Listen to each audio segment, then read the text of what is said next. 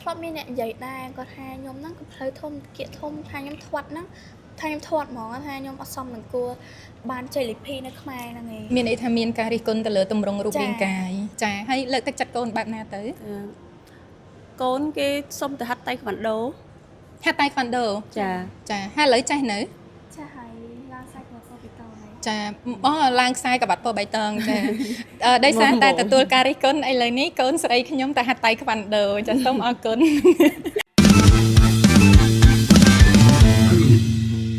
CIM Talk នាំមកជូនលោកអ្នកដោយ Dithanan Fashion Design ស្រស់ស្អាតថ្លៃថ្នូរពោពេញដោយភាពច្នៃប្រឌិត Dithanan រចនាម៉ូដសម្រាប់អ្នក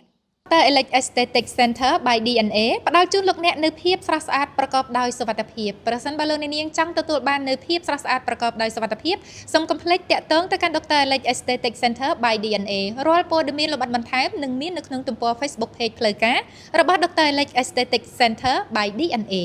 អរគុណទៅកាន់បងស្រីដែលបានចែករំលែកនៅបទពិសោធន៍ដែលគាត់ទៅប្រកួតនៅប្រទេសកូរ៉េប៉ុន្តែយើងនៅមានសំណួរ2-3សំណួរទៀតដែលជាសំណួរសំខាន់ហើយនេះខ្ញុំសង្ឃឹមថាសំណួរទាំងអស់នេះនៅពេលដែលបងប្អូនទាំងអស់នេះទទួលបានចម្លើយពីបងប្អូនហើយវាអាចคล้ายទៅជារឿងរ៉ាវដ៏ល្អមួយដែលធ្វើឲ្យបងប្អូនទាំងអស់នេះអាចត្រៀមបាន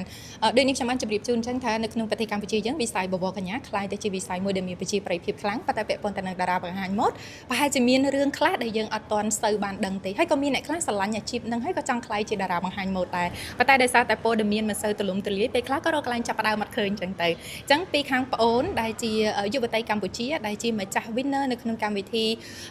Face of Cambodia Kid ដំបូងដែល CIM បានបង្កើតមិនត្រឹមតែប្រកួតនៅក្នុងឆ្នាំដំបូងដែលប្អូនទទួលបាននៅជ័យលាភីតែប៉ុណ្ណោះទេក៏មានឱកាសតំណាងកម្ពុជាទៅចូលរួមប្រកួតនៅលើឆាកអន្តរជាតិហើយទទួលបានពានរង្វាន់ត្រឡប់មកវិញផង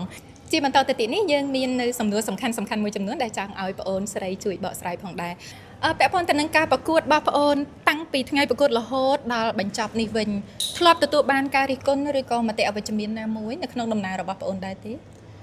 ធ្លាប់មានអ្នកនិយាយដែរគាត់ថាខ្ញុំហ្នឹងក៏ផ្លូវធំគៀកធំថាខ្ញុំធាត់ហ្នឹងថាខ្ញុំធាត់ហ្មងថាខ្ញុំអត់សមនឹងគួរបានជ័យលាភីនៅខ្មែរហ្នឹងឯងមានន័យថាមានការរិះគន់ទៅលើទម្រង់រូបរាងកាយចាសម្រាប់ប្អូនទទួលបានពាក្យទាំងអស់ហ្នឹងហើយជ្រើសរើសការឆ្លើយតបបែបណាដែរខ្ញុំសុខចិត្តនៅស្ងៀមអត់តអីទេខ្ញុំបំរុងខ្លួនឯងឲ្យល្អជាងមុនកុំឲ្យគេទៅតទៀតចាឥឡូវនេះពីខាងបងស្រីវិញម្ដងនៅពេលដែលមានការរិះគន់កើតឡើងទៅលើកូនស្រីធម្មតាទឹកចិត្តជាម្ដាយយើងស្រឡាញ់កូនមែនទេបងណាចាកូនដោយកៅភ្នែកទាំងគូឲ្យស្រាប់តែត្រូវមនុស្សមិនដែលស្គាល់សោះប្រើពាក្យរិះគន់ពេលហ្នឹងអារម្មណ៍មិនដែរឬក៏ត្រូវលើកទឹកចិត្តកូនឬក៏លើកទឹកចិត្តខ្លួនឯងយ៉ាងណាទៅអត់ទេមិនអ្នកជា fan រិះគន់ទេគឺអ្នកដែលស្គាល់គ្នារិះគន់អ្នកដែលស្គាល់គ្នាចាអញ្ចឹងមិនធ្វើឲ្យឆេវដែរខឹងគឺគ្រាន់តែបានដែរចាប៉ុន្តែទីបំផុតបងទ្រាំបានឬអត់បញ្ចេញដែរចាបងបញ្ចេញដែរចូលធីមខ្ញុំបងពួកខ្ញុំមិនធីមទ្រាំយើងការពារកូនដែរកុំឲ្យកូនគាត់បាក់ទឹកចិត្តណាប៉ុន្តែបញ្ចេញមិនចេញថាឲ្យដែរហ្នឹងណាថាឲ្យគេវិញអូយអត់ល្អហើយបងប៉ុន្តែបងមុំថាខ្លះទៅតែផ្ដល់ជាការបកស្រាយត្រូវឯងបងចាហើយលើកទឹកចិត្តកូនបែបណាទៅកូនគេសុំទៅហាត់តៃក្វាន់ដូចាហើយឥឡូវចេះនៅចាហើយឡើងខ្សែក្បាត់បៃតងហើយចាឡើងខ្សែក្បាត់ពណ៌បៃតងចាដោយសារតែទទួលការរិះគន់ឥឡូវនេះកូនស្រីខ្ញុំទៅហាត់តៃក្វាន់ដូចាសូមអរគុណអត់ណាទៅរៀនតៃក្វាន់ដូមិនមែនដោយសារគេរិះគន់ទេដើម្បីសក់គីឡូខ្លួនឯងឲ្យទៅការពារខ្លួនចាឥឡូវហាត់ដល់វគ្គណាអីវគ្គនៃខ្សែក្បាត់មិនមែនពោហើយនេះខ្សែក្បាត់បាន3ពណ៌ហើយពណ៌បៃតងជា level ទី3 level ទី3មានបំណងទៅយកខ្សែក្បាត់ខ្មៅទៀតមែនចា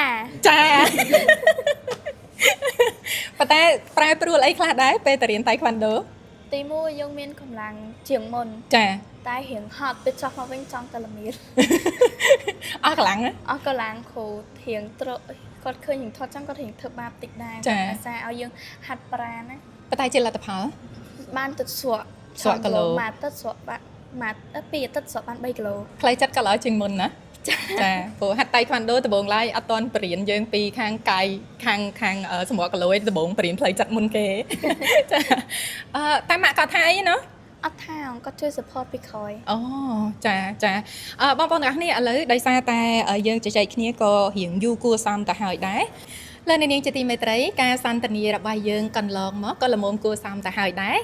ជាចុងក្រោយនេះនាងខ្ញុំនៅសល់សំណួរខ្លីៗចំនួន2ចាមួយជូនទៅកាន់បងស្រីហើយមួយទៀតទៅកាន់ប្អូនស្រីសុំទៅកាន់បងស្រីមុនចាក្នុងនាមបងស្រីជាអាណាព្យាបាលដែលបានចូលរួមជាមួយប្អូនស្រីទៅប្រកួតនៅប្រទេសកូរ៉េចាចង់ដឹងអំពីមនោសញ្ចេតនាបងអារម្មណ៍រួមជាមួយនឹងអនុស្សាវរីយ៍ដែលបងបានទៅដល់ទីនោះយ៉ាងណាដែរបងពេលទៅដល់កូរ៉េយើងមានអារម្មណ៍ថាវាប្លែកពីស្រុកយើងហើយយើងទទួលបានការរាក់ទាក់ពីagency នៅកូរ៉េចាហើយខាងក្រុម CIM ក៏គាត់ជួយការងារយើងច្រើនចាហើយអ្វីដែលខ្ញុំចាំភ្លេចហ្នឹងគឺស្លៀកឈុតបុរាណចាបងអ្នកស្លៀកខ្ញុំរៀនខ្ញុំទៅរៀនស្លៀកឲ្យកូនណាដល់ពេលវាលហន់ស្លន់ស្លោពេកសក់ចូលទេភ័យចូលចាភ័យពេកឆ្ងាយឆ្ងាយពីកន្លែង stand by ចាបានធីតាជួយចាក់ផងអីផងចឹងថាពីក្រោយការប្រកួតដ៏ស្រស់ស្អាតគឺមានក្រុមការងារក្រោយឆាកដ៏មមាញឹកតែម្នាក់ដៃ 1000ហ្នឹងហើយចាថ្ងៃហ្នឹងបងដោះដៃមែន1000ដែរហ្នឹងមិន1000តែខ្ញុំមិន1000គ្រប់គ្នាអីហ្នឹងទាំងអស់ចាសบายផងភ័យផងចាភ័យប៉ុន្តែអារម្មណ៍សบายបំផុតពេលណាពេលដែលកូនលើកពៀនឮគេប្រកាសឈ្មោះ Cambodia ណាអត់ដឹងផងអត់ដឹងទេចាគេហៅឈ្មោះប៉ែនលីងកិច្ចខ្ញុំប៉ុន្តែខ្ញុំស្ដាប់អត់បានផងចាដោយសារកូរ៉េនិយាយអង់គ្លេសចាដល់ពេលហើយគេហៅឈ្មោះកូនអញ្ចឹងខ្ញុំឃើញកូនចាញ់មកជាប់ដែរទាញទូរស័ព្ទថតភ្លេច record ទៀតពេករំភើពេកចាបន្ទាប់ពីការប្រកួតនៅប្រទេសកូរ៉េចប់បើឧទាហរណ៍ថាកូនស្រីគាត់មានបំណងចង់ចូលទៅខាងផ្នែកបបរកញ្ញាវិញបងគិតមិនដែរមានតែ support កូនមានតែ support កូនเนาะចានៅក្នុងដំណើរមួយនេះចាអូយអរគុណបងខ្លាំងមែនតើដែលបានចូលរួមថ្ងៃនេះឥឡូវមកកាន់បងអូនស្រីវិញម្ដងជោគជ័យទាំងនៅប្រទេសកម្ពុជាហើយក៏ជោគជ័យនៅប្រទេសកូរ៉េផងដែរមានពាក្យពេចន៍អីខ្លះចង់ផ្ដាំផ្ញើទៅកាន់មិត្តភ័ក្តិវ័យដូចយើងឬក៏អ្នកដែលគាត់ស្រឡាញ់ក្នុងវិស័យហ្នឹងខ្ញុំចង់និយាយថាទី1យើងត្រូវប្រឹងប្រែងស្វ័យសិក្សាហើយនឹងប្រឹងប្រែងសមត្ថភាពរបស់យើងនិងភាសាគឺជាចំណុចសំខាន់ព្រោះភាសាពេលយើងទៅស្រុកក្រៅពេលយើងទៅប្រកួតនៅក្រៅហ្នឹងយើងអត់បានប្រើភាសាយើងទៀតទេយើងប្រើភាសាអង់គ្លេសដើម្បីទំនាក់ទំនងជាមួយនឹង manager ហើយនឹងអ្នកដើរម៉ូតសិញមួយយើងដែរហើយនឹងជាចុងក្រោយចាំទៅសមត្ថភាពគឺត្រូវការហ្មងហើយយើងត្រូវស្វែងរកសិក្សាពីចំណុចខ្វះខាតចំណុចតិចរបស់យើងឯតែត្រូវសិក្សាពីវាឲ្យបានល្អព្រោះដោយសារពេលយើងបំពេញចំណុចខ្វះខាតហ្នឹងទៅស្មារតីយើងត្រូវឲ្យវាល្អទាំងអស់ចាចង់សួររឿងការបែងចែកពេលវេលាសិក្សាហើយនិងពេលវេលាដែលអូនវឹកហាត់ខាងដើមម៉ូដមានវិធីបែងចែកអីយ៉ាងណាសម្រាប់ខ្ញុំបច្ចុប្បន្នឥឡូវទី8អញ្ចឹងខ្ញុំហ៊ានទៅវេនផាកេវេនថ្ងៃអញ្ចឹងខ្ញុំទៅនេះខ្ញុំអាចមកហ៊ានដើរម៉ូដបានចាតែបើថាថ្ងៃខ្ញុំរវល់ខ្ញុំអត់បានមកទេតែភាគច្រើនខ្ញុំអត់បានសូវមកជាងព្រោះដោយសារឥឡូវខ្ញុំត្រូវប្រឹងហ៊ានព្រោះដោយសារយើងដើម្បីចំណេះដឹងដែរអញ្ចឹងត្រូវប្រឹងហ៊ានដែរហ្នឹងចាជារឿងមួយដែលលោកអ្នកនាងអធិស្ឋានផងដោយសារប្អូនវ័យទៅតែ13ឆ្នាំអ្វីដែលបងអូនបានជួបនឹងបទពិសោធន៍ដែលបងអូនមានគឺច្រើនគ្រាន់តែថាពេលខ្លះប្រហែលជានឹងមិនសូវបកកែរាយរាប់ប៉ុន្តែលោកអ្នកគួរតែលោកអ្នកនាងអាចចាប់អារម្មណ៍បាន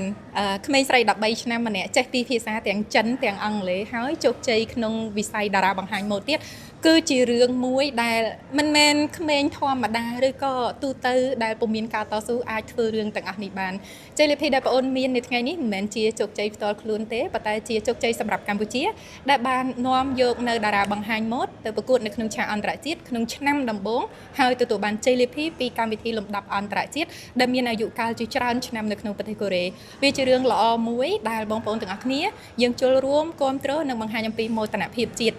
បើសិនជាមានការប្រកួតលើក្រោយទៀតចូលរួមទេអូនខ្ញុំនឹងចូលរួមចឹងថ្ងៃក្រោយចង់ទៅខាងវិស័យវកញ្ញាអីវិញទេប្រហែលអាចនឹងចូល Miss World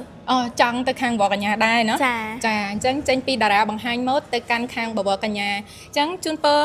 ឲ្យបងអូនទទួលបានជោគជ័យនៅក្តីសម័យរបស់ខ្លួនហើយយើងជួបគ្នាសាជាថ្មីម្ដងទៀតនៅក្នុងនាមជាបវរកញ្ញាចាចង់សម្ភាសបងអូនលើកក្រោយឲ្យមានឈៀងផងមានមកុដផង ចាអរគុណជាថ្មីដល់បងស្រីដែលបានអនុញ្ញាតផ្ដល់ពេលវេលាឲ្យក្រុមការងារ CIM TV ជួបសម្ភាសហើយក៏អរគុណដល់បងអូនស្រីដែលបានចំណាយពេលវេលាចូលរួមបើទោះបីជាមិនសូវបានសម្ដីក៏ពិតមែនក៏ប៉ុន្តែបងអូនព្យាយាមចែករំលែកនៅអ្វីដែលបងអូនបានដឹងនិងបទពិសោធន៍ដែលបងអូនបានមានជូនដល់បងប្អូនទាំងអស់គ្នាអរគុណទៅកាន់ទស្សនិកជនទាំងអស់គ្នាដែលបានចំណាយពេលវេលាដ៏មានតម្លៃទស្សនានៅការផ្សាយរបស់ CIM TV ជួបយើងខ្ញុំនៅវីដេអូក្រោយហើយនឹងមានភ្ញៀវកិត្តិយសបន្តខណៈនេះយើងខ្ញុំទាំងអស់គ្នាសូមអរគុណនិងសូមជម្រាបលា